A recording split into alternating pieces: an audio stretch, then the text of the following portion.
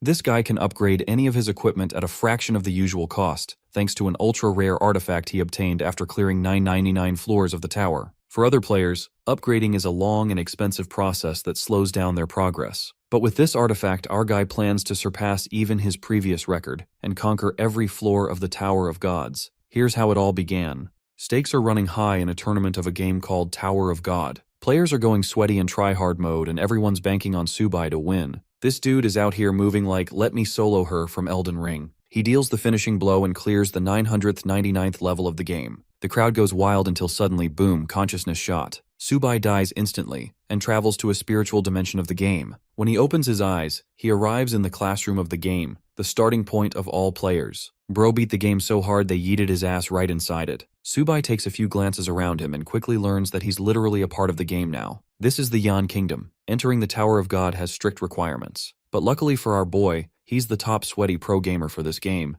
The idea of being yeeted by Heart Attack Kun doesn't scare him. It actually excites him. The best part? No one's cleared more than 99 floors in this version of the game. This means a dude like Subai would be a god amongst their ranks. The instructor tells the students to crush the crystal, immediately teleporting them away to the newbie zone. Smashing it in his palm, Subai officially starts his real experience with the thrilling game. Unfortunately, Bro's data has been wiped clean, so he's got to start over from scratch. Subai spawns into the beginner zone and discovers a unique artifact as a reward for clearing the final floor. This supreme artifact trumps all other class types in the game, ranging from rough to common, excellent to rare, perfect to legendary, and finally epic and supreme. This supreme artifact helps him upgrade any equipment with a 100% success rate at the cost of a small fee. With this, Subai is already ahead of the competition. Setting his sights on the beginner tavern, he wonders if the tavern lady still remembers him. Our boy inspects his beginner stats and realizes that this is no longer just a game without consequences. Every move he makes is going to risk his life, so even a 10% stat boost at the start is a godsend. The nice thing about his supreme artifact is that it automatically detects upgradable gear. The idea that even a piece of basic shitty equipment can be upgraded surprises our boy. Bro goes all in but suddenly forgets that he's broke as shit and doesn't have coins to make the upgrade. Subai sets his goal to make some bread money, knowing that in this world it is capable of solving every problem. Let's talk about the Tower of God's mechanics. Newbies are granted a 7-day grace period to secure class advancement through 10 floors. Players who fail to achieve an advancement crystal are terminated from the game, leading to the expulsion of countless players. Zooming in at the bar, our boy is currently rizzing up a bad bitch baddie with a proposal. Subai offers her a bunch of rare cocktail recipes, but she doesn't believe him one bit. The tavern lady offers Subai her full attention, even with her stress balls. Our boy tells her to chill out and writes down the recipe. She takes it, promising to beat the shit out of him if this is a trick. I mean, I know a lot of people who would intentionally fuck up the recipe for that deal, but Subai isn't a simp, and in only 5 minutes, his recipe comes to life in the form of a beast blood cocktail. The customers are shocked, demanding a taste of the drink for dozens of coins. However, she roars at them, emphasizing that it's only hers to drink. The baddie drinks to her delight, meanwhile her top fights for its life. By the time she's done chugging it down, the girl is literally horny and wants more recipes. Subai offers her 5 recipes for 20 gold coins, an offer that really pleases her. The deal is secured, securing him enough money to upgrade. The tavern lady is straight up wifey material too, because she offers this guy an excellent grade weapon just for free. This beautiful blade is called the Refined Dagger. He thanks her and leaves, ambiguously rizzing her up by suggesting they're old friends. Outside, our boy commences his upgrades. With just a handful of silver coins, his weapon's quality skyrockets with boosted stats. Now he can easily clear the first floor without difficulty. Subai arrives in the outer region of the beginner zone, where the shittiest losers imaginable are hunting rabbits and acting tough. Bro walks by them, calling them pussies for preying on something so harmless and cute. One of the guys warns him from approaching a danger zone, but the idea is so baffling to him that our boy doesn't even care. Suddenly, a wind serpent creeps up from behind to attack him. Subai reacts so quickly with his blade that it doesn't even faze him, turning the thing into sushi. The rest of these beginner-level noobs are at a loss for words, acting like he just split the earth or something, when really it was just a level 1 monster. These guys warn him to be careful against the serpents as one critical hit could spell his hand. Appreciating the tip, he tosses them a copper coin and leaves. The losers think that he's lost his mind and will inevitably be killed, but Subai is treating this place like a breeze. Another wind serpent attempts to flank him, only to get stabbed in the neck. Unfortunately, the grind is way too slow at this stage. This means our boy has to pick up the pace and eliminate hordes of monsters to clear the first floor. 3 more of these flying fuckheads arrive, only to get cut up like paper with a couple of slashes. Subai enjoys farming experience points and coins off of them. while the system officially makes an announcement regarding the 10th season of the tower. An excitement takes over him. This time, he's got the supreme artifact by his side. Nothing is going to stop this man from securing the first kill reward. Meanwhile, the loser party is yapping about who gets to be the first person to secure the first kill. Typically, the three great families are known for securing the first kill each year. Lin Yuchan, the eldest daughter of her family, is so stacked that her gear costs tens of millions alone. To her, these losers are worthless insects who can only kill rabbits. Not our boy, though. He's chopping up these flying noodles like no tomorrow. At long last, Subai meets his experience requirement for the next level and evolves to level 2. He even got a shitty iron chest for it. Inspecting stats, Subai discovers the system leaderboard. Some of the players are speedrunning level 3 already. He wasted too much time focusing on the supreme artifact, but now his main goal is to steal the lead of the top players. But first, Subai is interested in the chest before him. Popping open the black iron chest, our boy unlocks a basic cloth armor with an additional 30 copper coins. Subai is put under the dilemma of either boosting his premium dagger or upgrading his armor. Knowing that the beginner zone boss isn't going to be hard to beat, he decides to spend the upgrade on his premium dagger. The system requests him to choose the number of upgrades for it. Subai only selects a single upgrade, costing him 50 copper coins. With this, the blade evolves into a refined dagger. Saying, "Fuck it, we ball," this man decides that it's time to boost it to the max. For a 7 times upgrade, Subai selects the option and spends the necessary coins.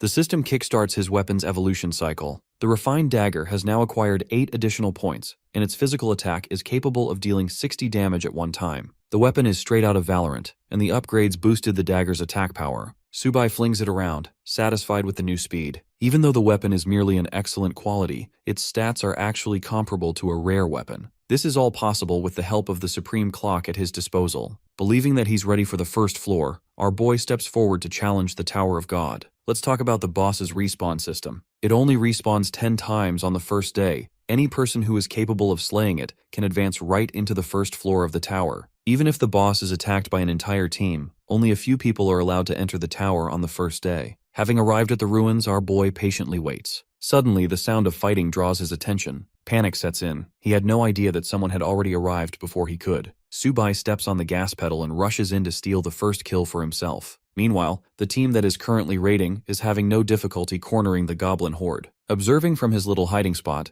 Subai is baffled to see some sweaty whales buying top-tier weapons on the first day. His confusion is quickly answered when he spots Lin Yuchan from the Lin family, the same young woman who has a gear set worth tens of millions. At this point, Bro's mighty dagger feels dirt cheap next to her shit. Her team members scramble on ahead to charge at the goblins. Her personal assistant, Blonde Boy, thinks that they'll easily reach the first floor in no time. However, Lin Yuchan highlights that the other 2 major families might also be tailing them closely. Suddenly, Yuchan senses someone's presence and immediately calls out the man hiding nearby. It's our boy, who gives up after being exposed and greets calmly. Yuchan's assistant questions what team he belongs to, with our boy assuring that he's playing solo, so there's no team with him. He also emphasizes that he doesn't want any trouble and was simply passing by. But the young lady is suspicious of his words. She and her team are filled to the brim with top-tier equipment, and even then it took them 30 minutes just to get through the forest. And yet, this guy arrived at a similar time all on his own. Subai plays innocent and bids them farewell. Zhangfei is suspicious and accuses Subai of stalling them so he can take on the boss. Sensing urgency to act, the young lady stops one of her battalions and orders them to cooperate with each other, just so that they can prevent Subai from leaving. She has no intention of losing her first boss to a random nobody. 7 warriors rush down our boy. Subai isn't worried about getting jumped and merely calls the situation annoying. Manifesting his dagger, he taunts them for dragging him in their mess. The snarky assistant thinks that our boy is being arrogant, as he's nothing more than a level 2 newbie against a group of fighters. The warriors quickly pounce on our boy, while Subai is more than happy to entertain them. The first attack is in the form of an arrow, which Subai casually deflects with a simple reaction. This attack was actually from the young lady herself, and his reflexes shocked her. Next up, there are 2 warriors lunging forth for an aerial strike. Subai cuts them like vegetables with a single slice. His monstrous reaction speed stuns the shitty hair blonde. All of a sudden, the level 2 rookie appears no different than a boss monster himself. Aura farming to the max. Our boy humbles the group by reminding them that they're way below his caliber, even if they possess good equipment. Saying so, he goes on the offensive, slicing down 3 more men with critical hits back to back. Witnessing his unstoppable rampage, the assistant experiences an "oh shit we're cooked" moment and calls for a retreat. Still maintaining his arrogance, he threatens Subai for having messed with the wrong family, but our boy doesn't give a damn and walks like he owns the place. It doesn't matter who it is, he's going to kill anyone who poses an obstacle to him. Despite Bitch Boy's anger issues, Lady Yuchan tells her lapdog to shut up. Zhang Fei is stunned to see her sudden concession. Extending an offer, Yuchan pitches the interesting solo player a deal. The thing is, Lady Yuchan has a good head on her shoulders. She has already judged Subai to be exceptional for arriving all alone and defeating multiple men. Her ridiculous sudden proposal baffles Virgin Zhang Fei, who calls our boy a mere solo player. But Yuchan tells him to shut up again, reminding him that their objective is to conquer the Tower of God without exception. Our boy thinks it's a fair deal, and assures them that he won't attack or disturb their group again, provided that they grant him a protection tax benefit, a silver coin for each person. Subai thinks that it's a fair price, but Simp Fei is losing his marbles at the young man's audacity. For the third time, the young lady tells her lapdog to shut up. The young lady surrenders 3 coins as a token of friendship. She also wants our boy to add her as a friend. Subai is chill with that offer, as long as she can offer another gold coin. This man is out here squeezing the gold out of her. Yuchan casually accepts the offer, while Zhang Fei is twitching like a loser. The baddie makes a second suggestion, recommending that Subai and the team hunt the beginner boss together. Her continued interest in the first boss's defeat is clearly evident in Subai's observation. Knowing that, he accepts the deal, as long as they can settle on another condition. Yuchan hears him out, as he makes a ridiculous offer again. Our boy wants to take full control of the group as part of their strategy to defeat the boss. Subai doesn't give a flying rat's ass. The only way he's going to let them participate in the kill is if they follow his orders and don't become an obstacle. Despite Yuchan's openness, she's not on par with the deal and refuses to give up leadership. Treating it like no big deal, our boy turns the other direction and is more than happy to leave them behind. Suddenly, Yuchan flips a switch. She literally offers this man 100 gold coins out of the blue just to get him on her side. He declines her insulting offer, knowing he's going to get way more by killing the boss. Zhang Fei calls him out for acting like a big shot. But something's not right, and Yuchan can sense it. She's doubtful of her chances of defeating the boss with a team, and yet here Subai is walking around acting like he's already won. In the next scene, our boy is busy playing with the system. Thanks to his new gold coins, he can upgrade his equipment again. Remember that basic cloth armor? He prioritizes upgrading it now, paying 1650 silver to skip the upgrade time as well, boosting his overall endurance. Subai is thrilled to find his health skyrocketing beyond 300. In the next scene, we're back at the tavern. Many beginner players are dying to kill the first boss, and it's certain that they will advance to the first floor soon. The tavern lady amusingly wonders if the Yan Nation will be able to secure the first kill this year at all. Even though their guild managed to hold the first kill record all the way up to floor 9, they were eventually dusted by a powerful rookie from the Beacon Nation. This rookie had some kind of triple S class profession and became the best of the best. While they're yapping at the bar, our boy is hopping around the cliffs, avoiding the small fry goblins to set his sights on the real target. Subai is left flabbergasted. There's already a fight going on, which means someone came even faster than him. Analyzing the familiar scent, Subai wonders if the energy concealment powder is being used. The powder actually masks the scent of the player from other monsters, but this won't work when it comes to higher level creatures. It bothers him how the wealthy families can easily use this kind of shit to quickly advance ahead. Deep inside the boss's lair, a group of warriors are fighting for their lives against the surrounding goblin horde. If the boss was already fighting a group, then our boy would have had to wait an entire hour before getting his turn. One of the warriors alerts brother Wang, sharing that a complete newbie has arrived out of nowhere. Wang doesn't think it's necessary for them to stop him,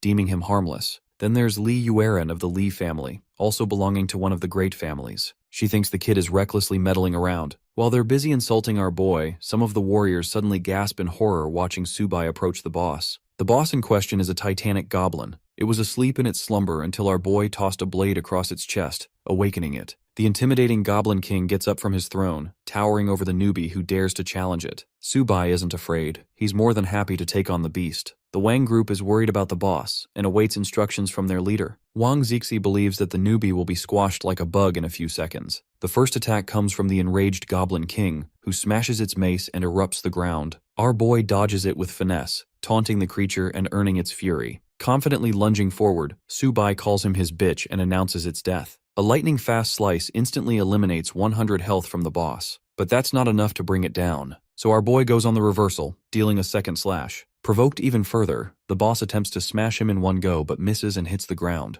Its speed is no match for Subai's fast reflexes. Next, our boy goes for an aerial descent, landing a vertical slash that obliterates another chunk of health. The only reason he's been able to land critical hits is because Subai possesses knowledge of its weak points, those being the chest, lower back, and eyes. The spectators watching are at a loss for words. These D1 haters were shit-talking about our boy earlier and now have nothing to say. Yuren worriedly asks Zixi for his analysis, but this guy has the same question as her. Just how is this rookie so damn fast? Kiting is a skill that even the top-tier players have difficulty mastering, and yet Subai is casually exploiting it in his movements. The boss is pretty weak with its depleting health, so technically they could jump Subai and steal his kill. This grinning bastard thinks that they should wait for a while longer, believing that the rookie will eventually make a mistake and feel the wrath of the Goblin King. I mean, Subai is pretty casual with it, and he's violating this beginner boss at this point. The Goblin King screams in pain and tries to attack again, but he completely misses and allows our boy to land yet another critical slash. The Goblin King roars in fury, but this cry isn't one of pain. It's a calling to summon its troops. Our boy realizes that things are about to get complicated,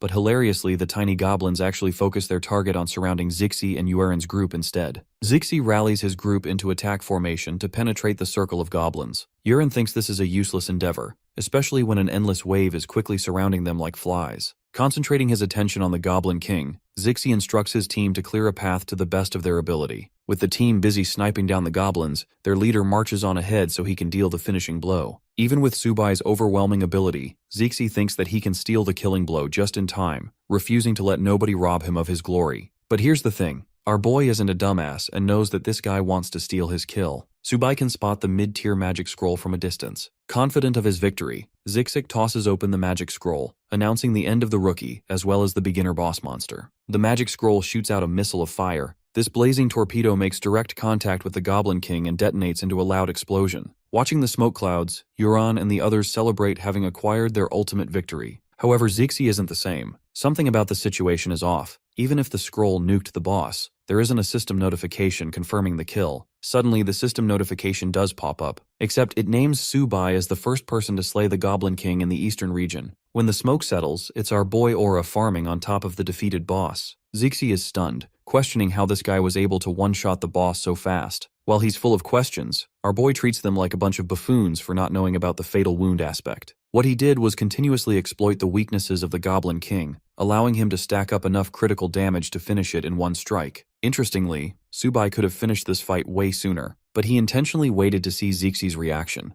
In reality, our boy just wanted to teach this arrogant noble a lesson, that money alone isn't enough to get you everything. Back at the tavern, the same announcement of Subai's victory of the beginner boss reaches them. For the first time in years, the first kill of the boss was stolen from all three major families. Instead, an ordinary guy was able to snatch it for himself, making the people wonder if this dude is secretly a top-level assassin from a secret clan. The kid is an orphan with no abilities or weapons, so it's impossible for him to have defeated the three families in their run for first place. Shifting perspective to Yuchan's group, she's rendered speechless while Simp Fei can't believe what he's reading. Immediately, she storms her battalions to blitz towards the first rally point. Finally, there's Zixi Wang, who is acting pissy even after the dirty cheap move he pulled. This hotshot knows that they've got no choice but to wait for another hour before the boss respawns again. Out of nowhere, young lady Yuchan arrives out of a portal, taking offense at Zixi for trying to snipe the second boss. While these losers are arguing with each other, our boy is rewarded with a silver chest for his incredible victory over the Goblin King. He's also now considered one of the only few players among the server to accomplish the mission, which secures him another silver chest.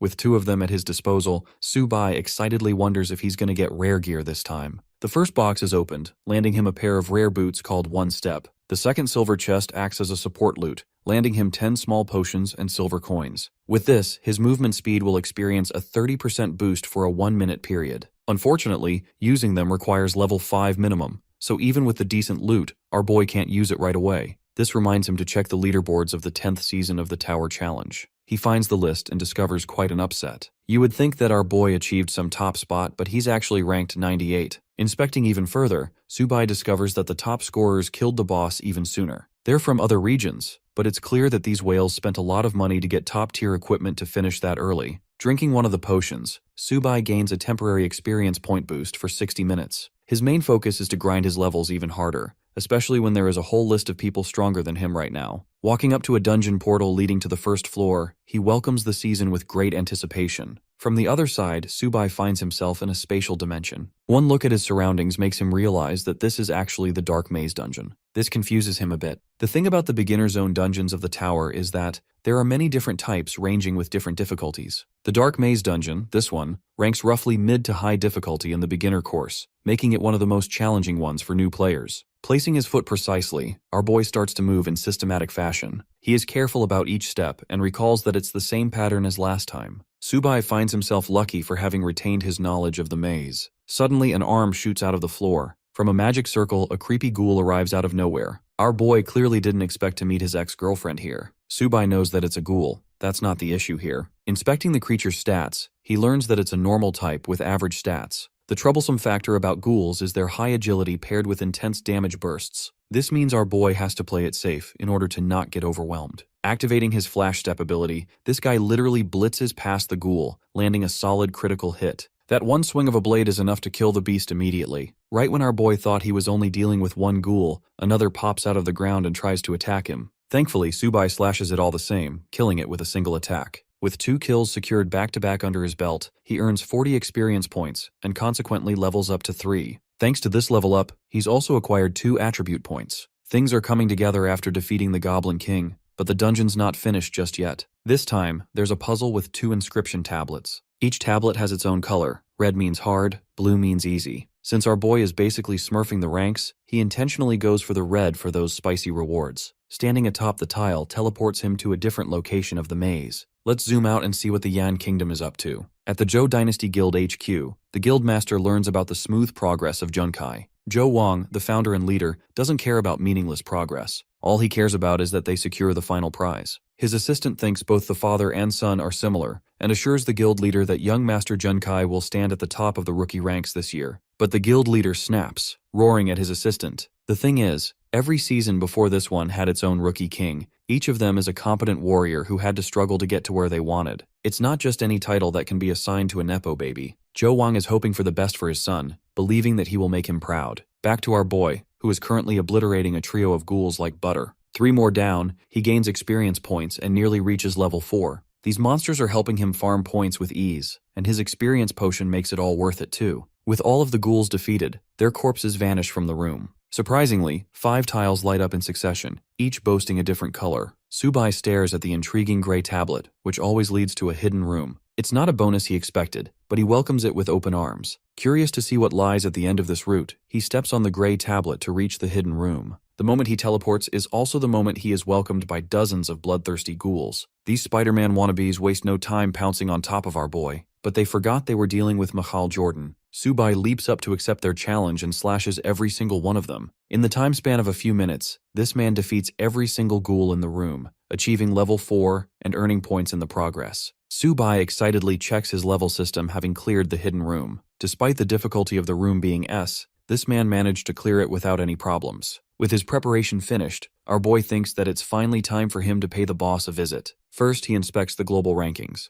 Among them, Zhou Junchai is at the top, with Lin Mengshuan standing second. But even then, it appears that the boss is yet to be defeated by anyone. Naturally, Subai steps on the red crest, opening a crevice that leads him to the boss. This time, he's thrilled to speedrun a record for the rest of the players to feel jealous of. With that determination, he arrives inside the boss's lair. The lair is gigantic, encompassing the floor of one's boss. There are gargoyle statues with a gigantic oxman sitting on his throne. The beast exudes a thrilling aura, donning a warrior outfit. Subai doesn't even consider them a nuisance anymore. Rushing in with his refined blade, Subai demolishes the group of ghouls in successive mutilating strikes. The servants are defeated in little to no time, while our boy charges full speed ahead to mess with the boss monster still sitting on his throne. A pair of red demonic eyes glare at him with fury. A floor 1 boss is acting like the final boss for some reason. This Minotaur is classified as an elite level threat, with a gargantuan health bar of 55,000 points. It even has 3 different skills to confuse the players. But even against all of that, Subai is chill, and taunts the Minotaur for being just as cocky as he was before. First up, our boy throws his decoy sword to lure the attention of the boss. The Minotaur casually swipes the sword with a flick of its hand. Annoyed, the Colossus grabs its enormous battle axe, channeling streaks of electricity. Prepared, the monster lets out a battle cry that shakes the dungeon room with its ferocity. The battle cry activates the 2 gargoyles that were sitting on top of the pillars. Subai displays no signs of fear, and instead shows true excitement at being challenged. The explosive Minotaur activates its trample charge skill to unleash a heavy swing of its axe. Meanwhile, the 2 gargoyles are planning to attack our boy from behind. Fighting strategically, Subai first evades the swing, causing the Minotaur to stagger and create an opening. Then he exploits the same opening by stabbing the monster at its weak point, landing a critical strike upon first contact. The monster roars, but our boy's already on the move for a second swing and zooms past the battlefield. Reading the Minotaur's next move, Subai anticipates another slashing strike. But before they could do anything, this guy literally speed blitzes all 3 of his targets with an array of slashes from top to bottom. Each slash causes an immense amount of damage thanks to Subai's lightning-fast slipstream skill. Enraged, the Minotaur attempts to stomp our boy. Subai dashes away with ease. Right now, the Minotaur is furious. So furious that it burns an orange aura, tapping into one of its 3 skills called the Heavy Bull Charge. I don't know about you guys, but if a house-sized bull covered in flames fucking charged at me, I would be praying to every god on earth to save my life. Subai didn't anticipate the Minotaur to use a skill so quickly. The monster is moments away from trampling our boy, but it's exactly what he wanted to happen in the first place. Subai uses the bull's rage against him, and casually evades the charge just in time, even taunting the Minotaur for missing its target. He traumatizes the boss monster with a stinging slash across its eye. This critical hit is so nasty that it chops off 1,000 points immediately. As for the 2 gargoyles ganging up from behind, Subai experiences no difficulty dealing with them. He simply waves his weapon across the field and cuts through both of them. Thanks to the added points, Subai shoots up to level 5 at last, finally reaching his desired goal. Now he can use the broken skill of his rare footgear. Subai selects it and activates his one-step ability, boosting his speed by 30 seconds. He was already fast, but now he's so unstoppably fast that the Minotaur can't even see him. Streaks of blue cut past the creature's body, slashing all over and rendering him buckets of sharp pain. Enraged and insulted, the Minotaur is forced to enter its berserk state. This maniacal state of the monster is a nightmare to deal for even its own servants, as it crushes the ghouls in anger. Subai mocks the beast even then, calling the fight a mere playground experience for him. His effortless maneuvers overstimulate the Minotaur's body, as it helplessly searches for its target. With the berserk mode fading to 0, the Minotaur angrily dashes ahead to attack. But the moment he decides on a direction, Subai simply teleports behind the boss with his godlike speed, confusing it over and over again. Exploiting an easy opportunity, Subai slashes the Minotaur's chest, landing yet another critical hit. The same towering beast that looked intimidating at the beginning of their battle is now on its knees, losing continuous HP because of rapid bleeding. And now, the boss is just an easy target to kill. With the monster immobilized, Subai plunges his blade into its thick skin, forcing out more blood. This last hit just now extinguishes 3,000 points of health. In the end, the monster no longer has the health to continue the fight, and topples to the ground with a heavy slam. The conclusion of the battle earns Subai an entry ticket to floor 2 of the dungeon. Having defeated the first floor's boss with a perfect battle rating, the system awards him with a whopping 10,000 experience points. The system also honors him with the achievement of becoming the first player to beat the first floor boss. His reward is a golden treasure chest as well as an experience orb among gold coins. His speedrun time is just under an hour, which also breaks the all-time record for clearing in the Tower of God. On the flip side, a certain someone is facing the giant Minotaur with a blazing explosion. This person is none other than Zhou Junkai, who possesses the 10,000 Calamities Annihilation Cannon. This trust fund baby thinks he owns the world because of daddy's money. But right as he's fighting the creature, the system announcement pops up, informing the players about Subai's incredible record of defeating the first floor boss. Junkai's face drops in shock, unable to comprehend how there could be someone even faster than him. At the current leaderboard, Subai has just displaced Junkai's #1 rank. This guy is so salty that he thinks our boy must have cheated, because there's no one who could have defeated the Minotaur in under an hour. The system notification has gained the attention of many people, making them question the legitimacy of the player known as Subai. No one would have thought the Yan Kingdom would be responsible for recreating a monster like Li Jianxian, who became a legend for his nation. From Subai's performance so far, people are already banking on the chances of him succeeding as the rookie king of the season. Even more alarmed is the guild leader, Junkai's daddy, who questions the identity of Subai. Still, there were 9 floors left in the Tower of God, and if Junkai managed to ace his job transfer mission, he could potentially steal the Rookie King's title for himself. Showing disregard for his son, the guild leader demands a full-scale investigation on Subai. The scene cuts to Lady Yuchan, who is already making moves, sending messages to our boy. She even invited him to come work for the Lin family, and in the end, massively regrets underestimating his abilities. Let's go back to our boy, who stands before the golden treasure chest. This piece of beauty only appears for first kills and special events, so they are really hard to come by. Thanks to his accomplishment, Subai will be the first person to open the golden chest of this Eason, which means he is guaranteed a top-tier piece of equipment. Hovering before his eyes is a gold-plated perfect grade item. Its name? The almighty golden hoe. Our boy grabs his hoe and secures the bag. He knows that this thing will become a lot more useful in the later stages of the tower. He consumes the orb's benefits, gaining 60,000 points right off the bat. As a result, he shoots up to level 6. Next, he upgrades his footwear equipment, spending 3,000 silver coins to skip the upgrade time duration. Since he's got more than enough money at his disposal, Subai gets the benefit right away. After a while, he's swimming in a high-level upgrade. The system outlines his current profile, his main equipment being the supreme artifact, his trusty refined blade, his rare footwear, and finally a common armor. To bump up the difficulty of his speedrun journey, Subai makes a personal goal of clearing the 10 floors within 24 hours. Our next location is the Naka Desert. The system informs our boy of a 1-minute waiting period before the start of the first wave. The countdown begins, while Subai is intrigued by the landscape.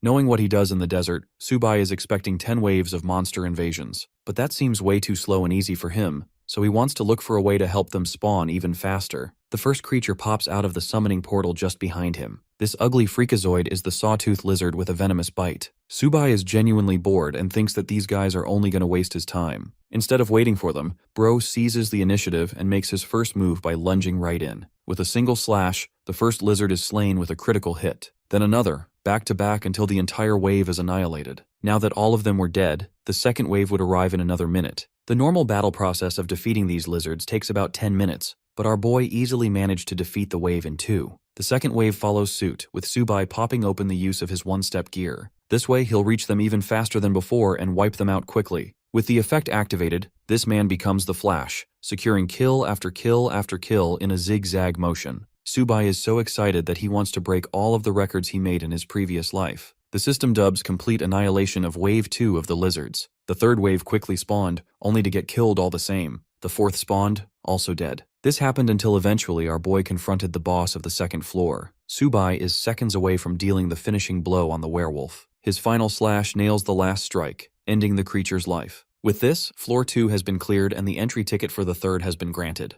The system awards him with another golden treasure chest for securing the first kill of the boss. His clear time was only 30 minutes too, making it a really fast speedrun. Popping open the chest, our boy discovers the one thing that he desperately needed the most. A perfect grade linked armor, clad in purple and gold. This thing is a beast with a regeneration effect too. Subai is proud of his luck, and heads right into the upgrade settings to boost its stats. He doesn't want to make it completely overpowered, to the point not even he can use it. Spending 1 gold coin, our boy moves forward with the expensive upgrade, feeling satisfied with his premium investment. Subai's level jumps up to 7 after consuming another experience orb. He is now powerful enough to challenge the third floor with the entry ticket. Our boy steps towards the portal after extinguishing 100 gold coins like nothing. His current hurdle is shortage of funds. Inside the silken cavern of the third floor, Subai is confronted by bloodthirsty, creepy crawlies of all kinds. He's a human-sized bug exterminator, so he sweeps right in to kill them all. Currently, Junkai is still busy blasting the Minotaur, until eventually he defeats it and clears the first floor. His clear time is 2 hours and 25 minutes, which is way more than Subai's.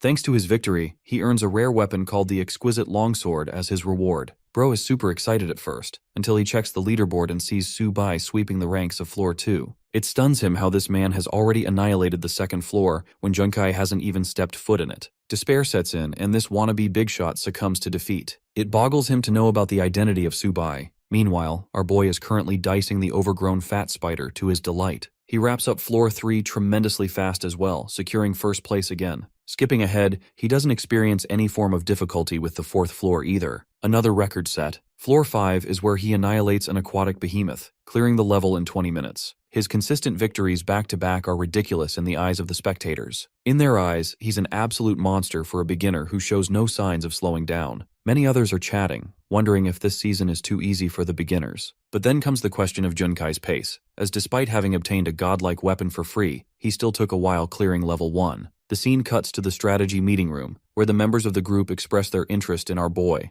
Pei Ling Sui and Sinantian find it strange that this mysterious fellow doesn't even have a previous track record or any family connections. They theorize that perhaps Subai stumbled upon some kind of overpowered ability within the tower, but that's extremely rare. Only 10 pieces of epic-grade equipment exist in the Yan Kingdom, so it's not reasonable to think Subai has one. Ling Shui and Nantian are two of the most competent fighters the Yan Kingdom has ever known, and even they are dumbfounded by this situation. Their argument is brought to an end by strategy leader Captain Su Kang. This guy doesn't care about the specifics. All he cares about is purchasing Subai's weapons after he returns from the tower. He reasons that they could set a meeting with him to discuss details. Nantian shares his objections, but the captain quickly shuts him up, emphasizing that the rookie squads have always worked this way. They could use Subai for their own benefits. Saying so, the captain dismisses the meeting and leaves. Ling Sui teases Nantian to worry about himself, as he's at the verge of being demoted to the second-tier team. Back to our boy. He's currently analyzing his basic stats. Each level up grants him 8 points randomly, but the one thing draining his wallet is the lack of funds for equipment upgrades. From now on, a minimum upgrade is going to set him back 13 gold coins because that's just how good his gear has become. Despite having 300 coins already, Subai is thinking about clearing floor 10 and acquiring 500 coins. Achieving the Rookie King title will also grant him 200 coins, but a despairing reality sets in. It's still not enough. This man needs Elon Musk levels of money to really advance his weapons. Suddenly, a person came to his mind. Inspecting the system settings, Subai opens his messages, realizing that it's time for him to accept proposals. Remember Lady Yuchan? He offers her a whole bunch of crystals for different price points. The interesting thing about this deal is that he's offering a discount from the market price. Yuchan folds and accepts to buy the entire stock. Our boy is more than happy to sell her 30 crystals, with the idea of selling even more later. Finalizing the trade and acquiring his beloved coins, Subai steps into floor 6 to continue grinding. Wild Oasis is one of the more difficult floor levels of the tower. This is the part where things started to take an upward shift. The boss can appear out of anywhere, so you have to look around. Wielding his newest weapon, our boy grabs his trusty crossbow for the job. Except he doesn't have a bundle of arrows. Subai intends to do his best. While he's navigating the area, he is suddenly confronted and surrounded by a group of jaguars. This is the perfect chance for our boy to test his new weapon, so he shoots a whole bunch of arrows. The arrows instantly take down a bunch of the monsters, but there are a few that lunge at Subai from behind. Sensing danger, he flips around and shoots them all the same.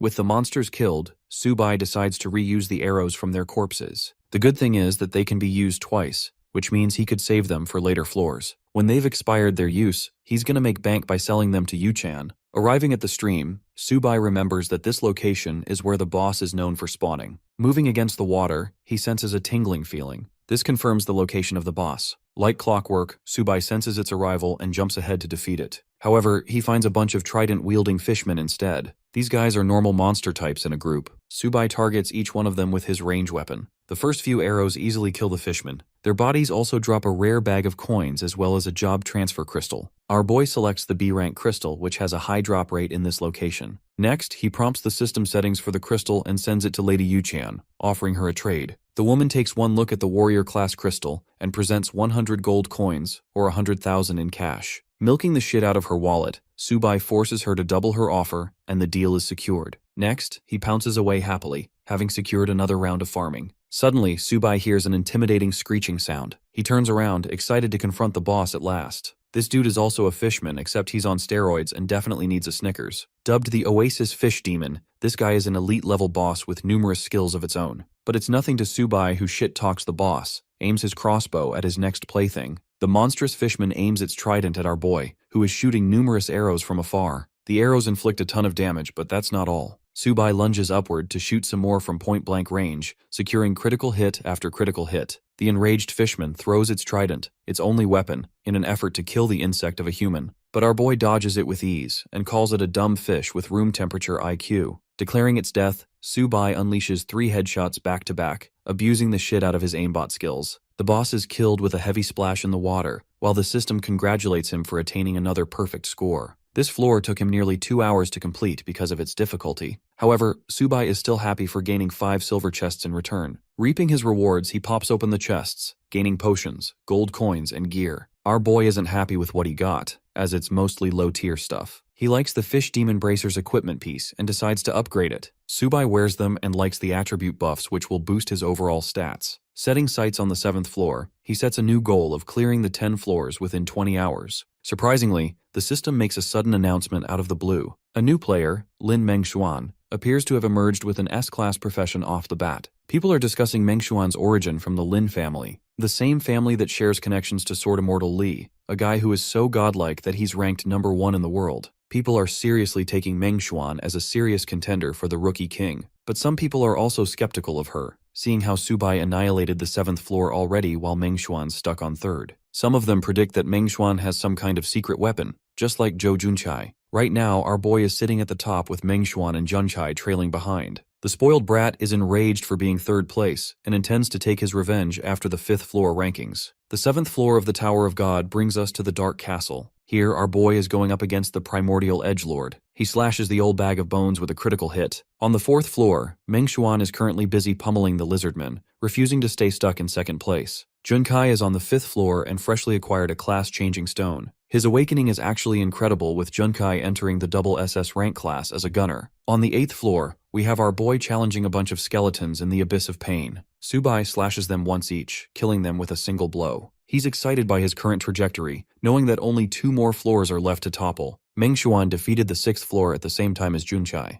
They're battling for 2nd place, while our boy is on the 9th floor already. This place is disgusting because of its ugly zombies. While he defeats them, Mengshuan secures position at the 7th floor, killing the boss. At long last, Subai has climbed his way to the top on the 10th floor. This one is called Nightmare Platform, housing the eldritch boss monster called Nightmare Heroes. Like always, our boy basically calls him Lil Bro and declares his goal of seizing the Rookie King title. The fight kicks off with Subai lunging for a proper finish, refusing to play around with his opponent. At once, he renders a dozen slashes to cut open the boss. The behemoth responds with its claw, but our boy easily counters it, mocking the monster for being foolish enough to attempt it a second time. The fight comes to an end when the phantasm is severed clean with a final vertical strike. The same nightmare monster that is supposed to be hell to deal with just got humbled. With all 10 floors cleared, the system announces Subai for becoming the first person to clear the 10th floor, earning him the title of Rookie King. This title significantly boosts his experience points passively and adds attribute points, but it will only last for 1 season's duration. The important thing is that he secured a triple S-class crystal. With 5 golden chests held in reserve, our boy is expecting top-tier loot this time. First up is the rare tiger sword, which is kinda mid. Then there's a treasure map, which is great for navigation. An energy shield and a light stone aren't too impressive, but better than average. The best of all among them are the fire dragon gauntlets. Their stats are so good they could be classified as epic gear. Testing out their strength, our boy nukes the field with a punch. Observing his profile, he thinks that he'll become unstoppable if he can simply upgrade the gear with the supreme clock. Next, he opens 30 silver chests that he collected during his farming run. This secured him enough money to upgrade all of his weapons and even unlock some new ones. Let's check the reactions of the mob. The spectators of Yan are shocked to witness Subai's successful conquest in 17 hours. He also got a triple S-class crystal, which is the rarest, so rare that the likes of Sword Immortal Li had one and became #1 worldwide. The people of Yan Kingdom are crying happy tears for the success of their nation, while members of the meeting council are monitoring Subai's combat footage. The captain demands to investigate every last piece of information on our boy and emphasizes recruiting him immediately. Ling Sui questions what they should offer him in the first place, prompting the captain to shout at her. His offer is the highest standard squad for Subai to join, the same squad that is on the front lines for all their missions. After all, a talent like Subai could never be placed in second-rate losers. The captain insists that a genius talent like him cannot be left to chance. After acquiring Subai, their squad will shoot up in rankings tremendously, putting their status next to the immortal sword Li. Ling Sui promises to complete the mission, knowing that the captain is right. At the beginner's tavern, spectators wonder if Subai has already chosen a class. He has yet to make a transfer, but so far his strength is beyond their imagination.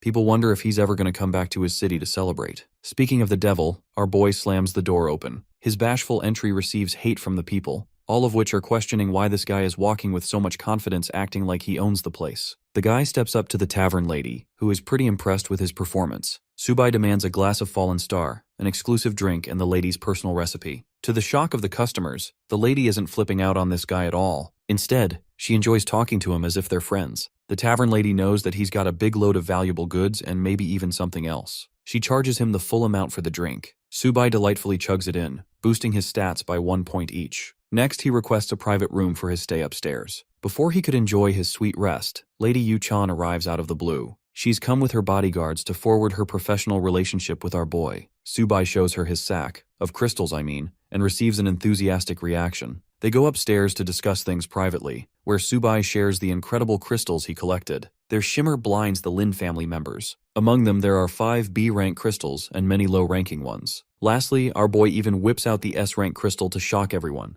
None of the Lin family members expected this, not even Yu-chan, who is probably ready to sell herself just to get her hands on it. This girl is going horny over a crystal, while mustache hair at the back is losing his mind. Yu-chan instantly demands a price for the crystal, setting her sights on the trade. Subai assures her that the rest of the items will be sold at market price. He's looking for 10% in cash and the rest of the amount transferred in gold coins. He also tasks her with a bunch of supplies to purchase, something Yu-chan can easily do with her network. Subai hands her the list and takes care of business. Bro settles down on his couch, asking for an offer for the S-rank crystal. Lady Yu-chan pumps out 200 million in cash as her big number. Not even our boy expected this piece of rock to cost that much. Hilariously, Yu-chan treats it like 200 million isn't even that high for this rarity, so she's even happy to give him a free residence in the first city of the Tower of God. Both of her lackeys are questioning Yu-chan's decision to offer such a prestigious reward, but this woman is standing on business and really wants that crystal for whatever reason. Subai realizes that he might be underestimating the stone's value. Instead of arguing, he accepts the deal and requests payment to be scheduled in 7 days. An excited Yu-chan is more than pleased to sign the contract. Our boy signs it properly as the two shake hands. Their deal comes to fruition, with the lady enjoying her fancy new expensive rock. Next, Yu-chan welcomes Subai into the Lin group, knowing that he pulled a triple S-class crystal, which means everyone and their mother is going to try recruiting him now. But Subai doesn't intend to transfer classes for the time being, which surprises Yu-chan because someone could easily try to steal his precious crystal. To that, our boy assures her that he's got his own plans cooking at the back. He has no need to worry about such things. The meeting comes to a close, and while Subai is heading off to rest, he ends up hearing a conversation between two guys. They're suspicious of his identity as Subai. Everyone in the bar now knows his name, realizing that he's the one who made a dramatic entrance. They're so hell-bent and focused on him that the tavern lady's business is more chaotic than ever. She intends to even the playing field with him soon. While our boy is dead asleep, this sneaky devil pops into his room. Yeah, every man's wet dream. Tavern lady sets her sights on her target and kicks him awake. Subai is annoyed by her, while she complains to him about her business failing to function because of his antics. To make up for all the trouble he's caused, our boy offers a bunch of gold coins. Tavern lady is dazed by the sight of them, and immediately switches her attitude. The girl was about to beat his ass and suddenly acts like she can take care of all the problems on her own. Subai reminds her not to kill anyone in her crusade, with her reassuring him that she's not a murderer. Going over an important topic, Subai brings up another affair. The tavern lady is excited, predicting that he's brought her a bunch of rare recipes to sell again. However, what he reveals is actually the triple S grade job change crystal. Yes, the rarest crystal to ever exist. Subai informs her that he's about to initiate the god's trial. It catches her interest, causing her to question how he came to know about it at all. The answer is simple. It's from the information of his previous life, where he'd experienced it more than 100 times already. The tavern lady emphasizes that the only requirement for the trial is the crystal. In that dimension, there won't be any money or equipment. Instead, there will be a hidden class crystal. It's a risky maneuver, because if our boy actually ends up taking the trial, the SSS grade crystal will vanish. One shot is all he has, and unfortunately, Subai has failed this opportunity over 100 times in the past. He aims to rectify his mistakes, and requests her to arrange the trial. The tavern lady is surprised by his determination, and reminds our boy that if he dies, it's on him. Subai isn't worried, and remains confident in his chances of survival. The tavern lady grasps the crystal and crushes it in her hand, commencing the start of the trial. After the crystal's destruction, the system alerts the player that there won't be any way to escape the trial after it has begun. A magic circle manifests open, while the tavern lady warns him one last time. Subai calls her an annoying grandma, pissing her off to the point she kicks his ass into the circle to die. Subai falls into the portal, shouting in fear that she used the same stupid move again. Of course, the boss lady has no idea what he's talking about, and wonders if they've ever met before. Our boy plops into a literal hellscape dimension. This place is full of fiery lava. At last, Subai has made his descent into the same trial that he lost many times before in his previous life. The skeletal remains lingering in the hellish river are the bodies of the ones who once dared to challenge the trial. The grim reality is that our boy came here with the same goal as these people. He's in real danger here. Checking his system stats, he realizes that everything in his inventory has been sealed. The only thing he's got left is his golden hoe. Equipping it, he prepares himself for what's to come. The system is about to unleash a gigantic wave of cave demons upon him. With a 60-second countdown, an extremely nerfed version of Subai is ready to rumble. This time, his base stats are higher than they were in all his previous attempts, so there's a chance of victory. The countdown reaches 0 as our protagonist reminds himself to be ultra-focused. If he's not channeling the focus of David Goggins, he's going to be cooked just like the rest. The swarm of cave demons emerges from the portals. They're all comparable to beginner-level bosses with large health pools. Subai knows that he can't wait for them to unleash an attack, so this man goes rushing for a first kill. A headshot on one of the demons wipes out 500 health at once. But this kind of damage is chump change. Subai goes for a double slash, rendering 2,000 damage at once and defeating the first demon. His current score stands at 1 point, but this trial has only just begun.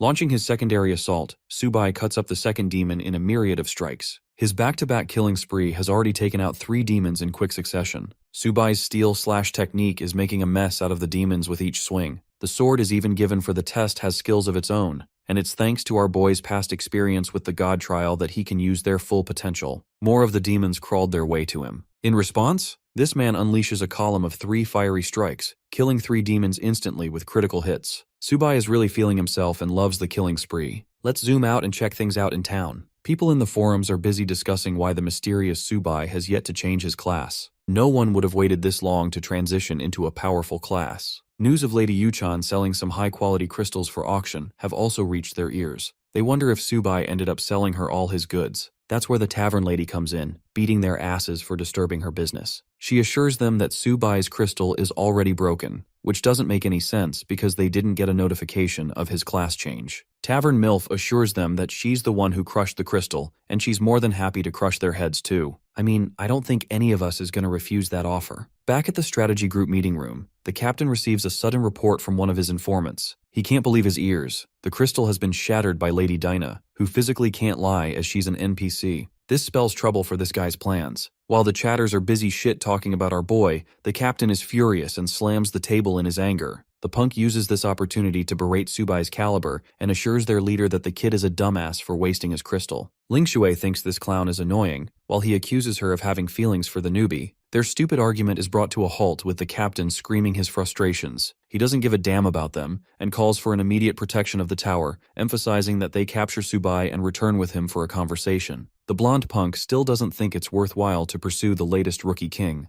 especially when his crystal is already done for. The captain calls him a dumbass because it's obvious Subai is hiding some of his real techniques from the world. The captain seems to have full faith in our boy's ability to manifest even more high-grade crystals in the upcoming seasons. Ling Shui praises her leader's ability to think so far ahead, but he ain't no simp and tells her to beat it. Nantian suggests torturing and interrogating Subai properly, but that is too inhumane. The captain highlights the importance of securing Subai's loyalty for his secret techniques, as the future of Yan Kingdom depends on this mission. Back to the trial, our boy is slaughtering the lesser demons of the first stage. With the first wave totally obliterated, the system congratulates him. By the way, that shit took 10 whole hours just to finish wave 1. Subai remembers his dreadful experience in the previous trials. He still has to deal with a damning 9 more floors to go, forcing him to overcome a million freaking monsters to secure top rating. Right now, he's only at 11,000 kills, so this thing is going to take him a serious amount of time. The system welcomes him to the second stage, where all of his basic stats are reset. This time, he'll be dealing with a bunch of stinger demons. Commanding the Restore Status ability, Subai waits for the grace period to end. He needs to act fast to finish the trial in time. In front of him is a man's worst nightmare straight out of Australia, a swarm of gigantic hornets. They're even poisonous, so their passive drains life too. This time our boy is given a lasso iron whip for the stage. He can also switch between different newbie-level weapons to play with different styles. The first stinger demon tries to sting his ass,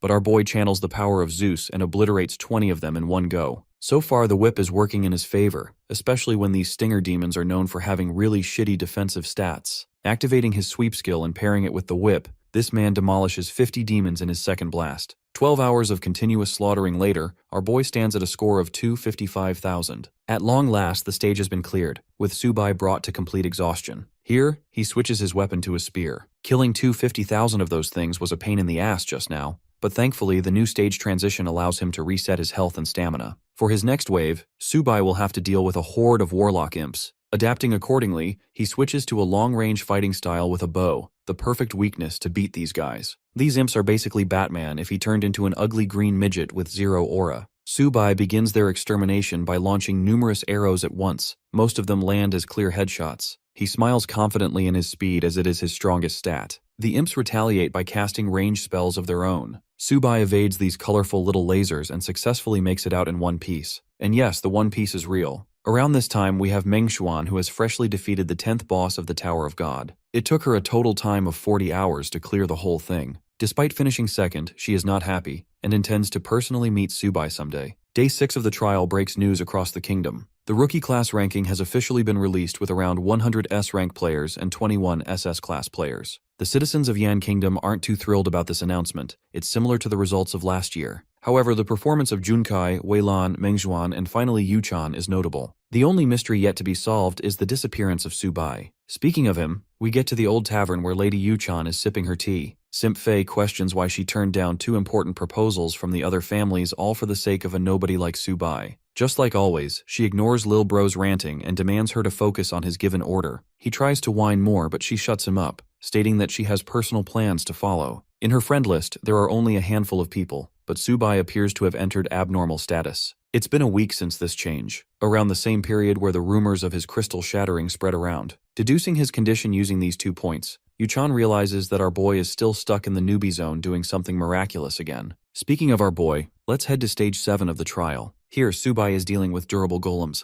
These guys are first frozen with ice arrows and then shattered with a secondary shot. He makes light work of them, shattering their defenses and even mocking them for being weak targets to ice magic. As he steps forward to enter stage 8, a realization dawns on him that it's already been a week. He needs to clear 3 more stages before the newbie zone ends, so he gets to work in even faster fashion. This time, Subai has to deal with an even stronger version of the demons on floor 1, and he's so damn fast that he kills nearly 30 of them at once. 6 hours of painstaking grind later, Bro arrives to challenge Godzilla. He's got a flaming longsword. Thanks to his incredible speed, Subai delivers one final swing to kill the monster. At long last, the system receives a notification confirming his 1 millionth kill status. Furthermore, 24 hours are left until the newbie test period expires fully. Our boy excitedly prepares himself to challenge the final stage and the final boss of the trial. Standing in front of a spiraling red globe, he taunts the boss to come out. A gargantuan red magic circle pops out, sending out the literal incarnation of Satan. This is the Red Lotus Demon with a damning difficulty of an overlord.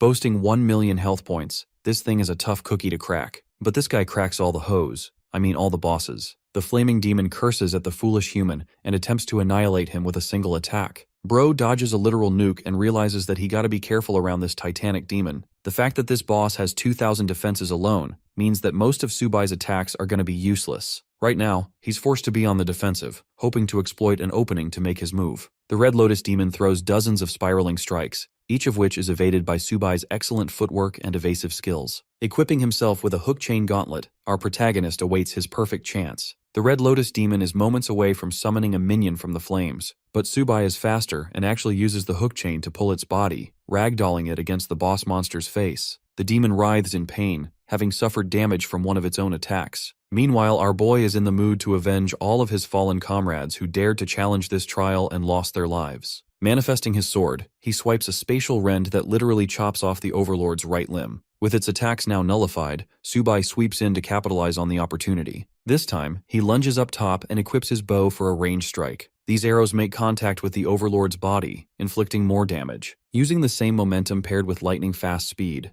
Subai repositions himself for another attack. The demonic boss pitifully tries to defend itself, but it's useless. Channeling his inner Batman energy, Subai basically says that even gods are vulnerable when stripped of their defenses. The Overlord curses at the humans with every stinging stab inflicted by our boy. A barrage of arrows rains down on the boss monster. The demon reacts with offense of its own, squashing each arrow with telekinetic explosions. Our boy uses this moment to his advantage and gets all the way up in the ugly demon's face. Subai declares the end of the world for the pathetic boss and takes out both of his swords. Dual-wielding like Sung Jinwoo, this man starts unleashing hell upon Satan. The boss monster is eventually slashed to pieces and falls to its doom. Subai taps away across the stage and ends the fight with complete exhaustion. The god trial has been cleared, accomplishing his requirement to achieve the hidden class. As for the 1 million points he secured, exchanging them earns him the rarest title of hero. Bro is finally done with his killing streak and celebrates achieving the hidden key to his growth in the previous life. This title helped him clear nearly 1,000 floor levels. But our boy isn't interested in exchanging his points.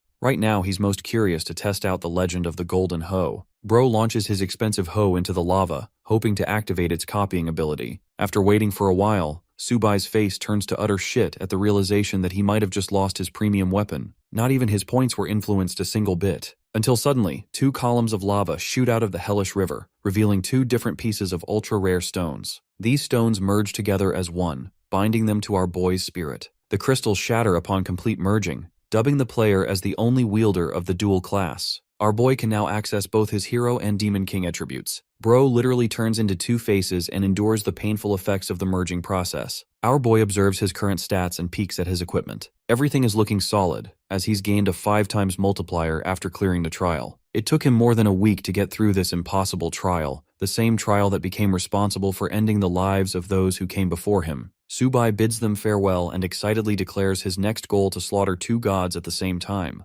Yuchan is observing her menu status when suddenly she sees our boy's online status. The ground starts to shake out of nowhere. Following the strange and sudden noise, Tavern Baddie races upstairs to see what's up. Here she finds his dumbass casually aura farming on the couch. The baddie is stunned that this man actually stood on business and cleared the possible trial. Glancing at his dual-wielding class utterly leaves her speechless. It's a concept that isn't even supposed to exist. Our boy is impressed by her sharp observation, but he doesn't really care to explain. He wants to go out for a walk with her, but she rejects his ass. Subai bids her farewell while she supplies him with one final reward. It's a hidden badge of perfect status, allowing a player to conceal their stats and even mask one's appearance. It's just the right thing Subai needed at the time. The baddie is worried about him being outed as a Demon King class specimen, and at his current trajectory, people will treat him like a threat and start hunting him down. Subai shoots her a flying kiss sarcastically and leaves the tavern with a thank you. The MILF is left flustered, kicking the air by his smooth riz. Let's head over to Ream City, which is the first playground for the newbies who clear the newbie zone. This place helps supply them with quests, class skills, and even teleportation portals up to floor 30. Walking around with an immaculate drip, Subai is really feeling himself and thinks he's ready to rumble. He coincidentally runs into Yu-chan and her men. Her two badonkadonks greet us right through the screen, as Yu-chan welcomes his return after a week-long disappearance. A while later, at the Lin family's business quarters, Yu-chan is politely treated as a guest. He's dazzled by the family's luxurious spending to own a club like this.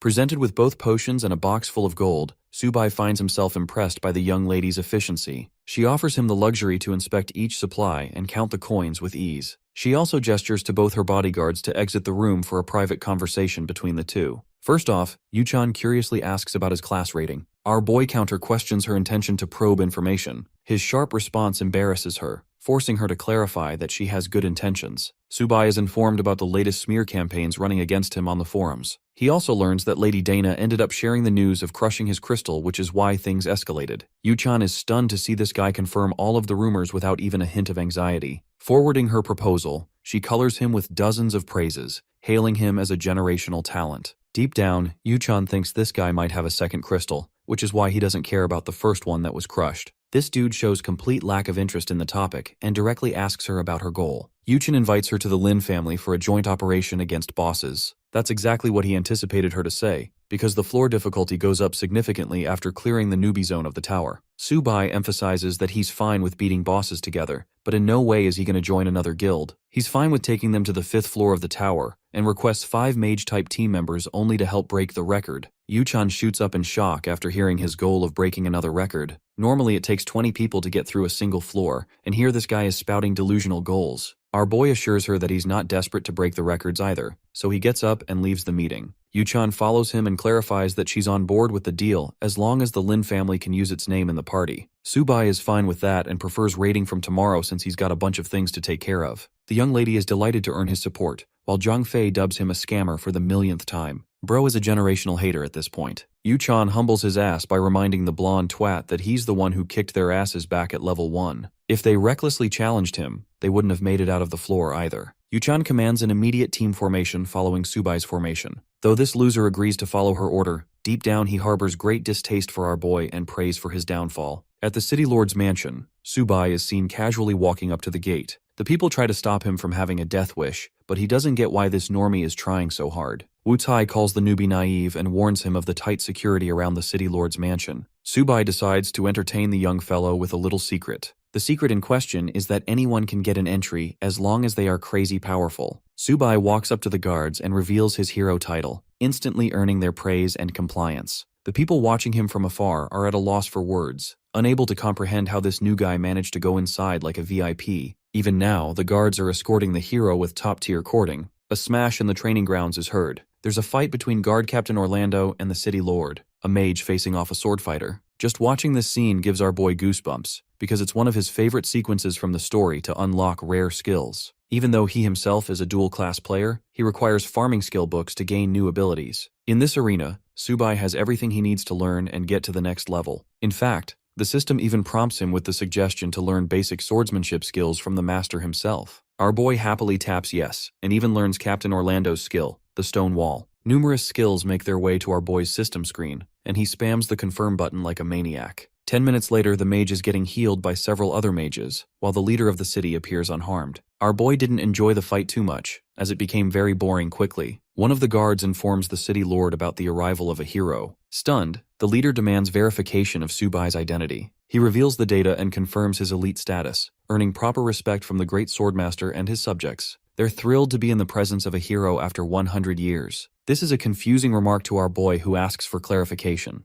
The city lord shares that a hero is destined to lead Rim City into the light, but this corny description is way too exaggerated in Subai's view. Instead of glazing himself, he asks information on any quests. Knowing that the hero is currently only level 10, the city lord reveals a new mission. Apparently his trusty dog is missing, and he insultingly offers a reward of 10 gold coins for its retrieval. It's such a shitty job and underestimation of our boy's abilities, to the point Subai reveals his terrifying aura to express his anger. Wiser of the two, the mage Captain Orlando offers other missions, thinking of how stupid the city lord's suggestion just sounded. The hero receives 3 new quests to collect materials for rewards. Just then, the great swordmaster also remembers a suitable request. He tasks Subai to investigate a certain area. With so many quests lined up, our protagonist highlights how no one has cleared them before in the main storyline. Ordinary players are far too busy obsessing over the tower floors that they forget about side quests being the key to real buffs. Interestingly, the Swordmaster's quest catches our boy's attention the most. The city lord makes a sudden proposal, highlighting the average hero's godlike combat abilities. Long story short, this guy wants a one-on-one fight against the hero. Offering a handicap to the hero, the city lord even intends to seal his most powerful skills. However, our boy has different plans and tells this dude to just cap himself around level 30. The same goes for Captain Orlando, implying that this man is about to smoke both of them at the same time. The mage and great warrior are equally stunned and express their complaints with this idea, knowing that the hero doesn't have a whole bunch of skills. Subai shuts their yapping and recommends they communicate in the fight. Both fighters give one look at each other, before expressing keen interest in the hero's might. In the arena, the guards murmur their shocking thoughts. The last time these guys tag-teamed together was back when they defeated a powerful level 200 monstrosity. And here is Subai, who has arrogantly challenged them at the same time.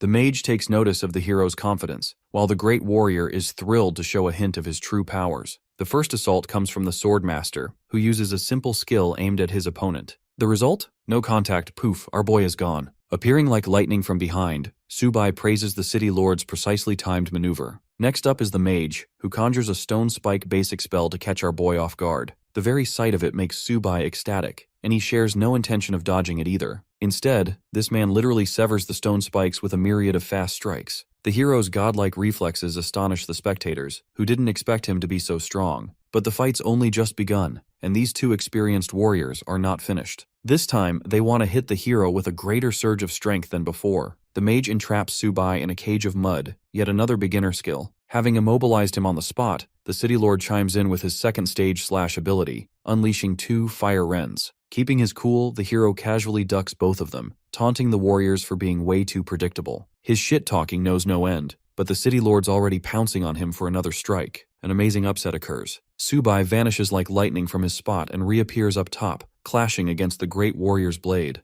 The city lord chases after his target with an upgraded third stage slash. However, this fight's already over. Subai has a sword against Captain Orlando's neck, startling the city lord with his bolting fast speed again. Not even 30 seconds had passed, and the fight already met its end. But our boy doesn't want to let things go that easy, and challenges the great warrior to charge at him. By this point, the city lord is starting to realize that this dude is literally built differently. Refusing to give up, the swordsman charges with his fiery blade again. This time, his strategy involves the usage of an impact technique from the ground. This is the 4th stage slash, and despite a change in variation, the result is ultimately the same. Subai faces it head-on and teleports out of the playing field. He reappears from behind like the 4th Hokage from Naruto. Subai connects his stroke using a sword or a slash. The fight is now officially done with. The sword warrior is on the ground, with the hero mocking him by calling him pathetically weak. Subai checks off one of the quests from his list and receives an inventory reward. Meanwhile, both the city lord and Captain Orlando lost their aura points to a youngster fresh out of the newbie ranks. The fact is, even if they were at level 50, our boy still would have mopped the floor with them. Subai praises their control over their techniques and hopes to spar again soon. Having said so, he leaves to deal with the next set of quests. They escort him on the way, with Subai pouncing away about his business. Meanwhile, the two old friends are now fully confident of the hero's strength, believing that he will save their city. The city of Reem is large, requiring teleportation gates just to navigate. This is why our boy wants to learn skills to help with efficiency with the quests. He's got a whole bunch of them, so he allots them into his inventory. Upper slash and multi-thrust, as well as stone spike are the techniques he now accesses. The system outlines his stats. Thanks to his high level of spirit points, his skills can easily level up, and his gear doesn't lag behind either. Confident in his ability to take on the quest,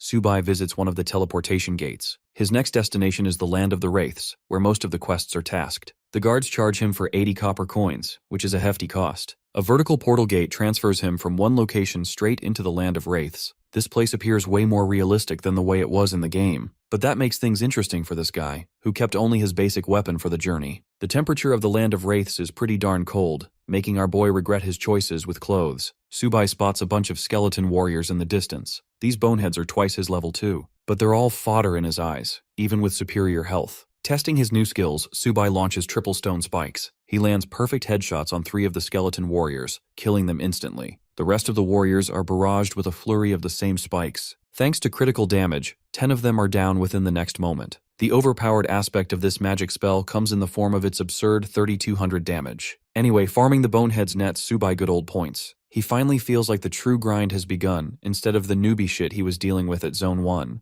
A while passes and he's done clearing the wave, leveling up to 11 at the same time. In his previous life, acquiring skill points was a pain in the ass, but right now he's speeding through them thanks to his double class. In fact, when Subai inspects his stats, he's flabbergasted to see a 50-point increase to every perimeter. The boost of a hidden class is better than even the triple S profession. Back to the boneheads, they're here to get massacred, and massacred they indeed get when Subai launches a rain of earth spikes. To spice things up a bit, this man erects a stone wall to throw them off. He's loving every second of this massacre, berating his prey for being the victim of his job skills. The first quest is completed with the defeat of 1,000 skeleton warriors. Our boy's pretty happy with those results, but still has a long way to go to achieve his goal. The army of boneheads arrives, but this time they've brought an intimidating big guy too. This dude is literally Ghost Rider if he hits the gym and takes a ton of steroids. The Skull of Fire is a common boss in this zone. Subai is happy to challenge it, so he throws in more of his earth spikes. His assault pulverizes the fleet of skeleton warriors, killing hundreds of them at the same time. The boss monster wields a sick-ass bone sword with blue flames, and finally comes out of hiding to challenge the human in a direct fight. Subai mocks him for even thinking it has a chance against a human with infinite mana reserves.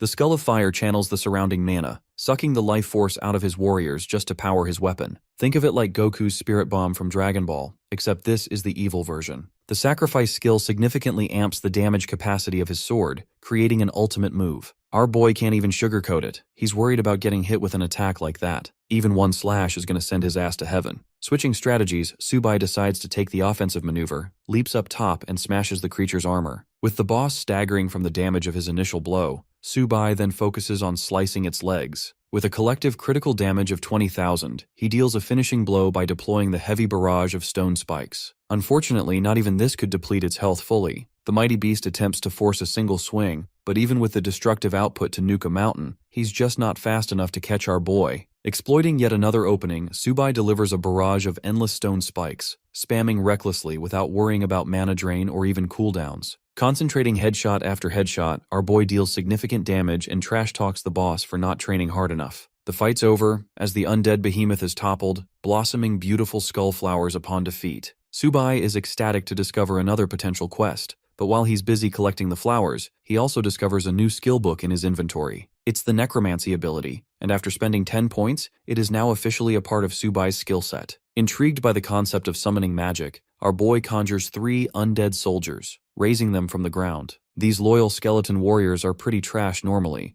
but they quickly become overpowered because their growth is tied to their master's level. In this case, they're strong enough to take on level 40 monsters thanks to Subai's broken stats. But wait, there's more. He can summon dozens of them at the same time to swarm his enemies with numbers. Subai completes another quest by collecting 200 skull flowers, enjoying the fruits of his labor. His next destination is a place called the Death Swamp. It's a completely new section of the map, but it doesn't intimidate our boy at all. In fact, he thinks the spiky little lizards glaring at him are cute. Fighting numbers with numbers of his own, Subai unleashes the wrath of his undead soldiers to do the killing for him. These boneheads are remarkably useful and make light work of the lizards. With the horned lizard swarm defeated, our boy is confronted by the sudden awakening of a colossal monster. This boss's defense stats are no joke, but luckily Subai's summoning skill has also advanced a bit. Our boy is distracted by a silhouette in the distance and decides to head first into exploring the area.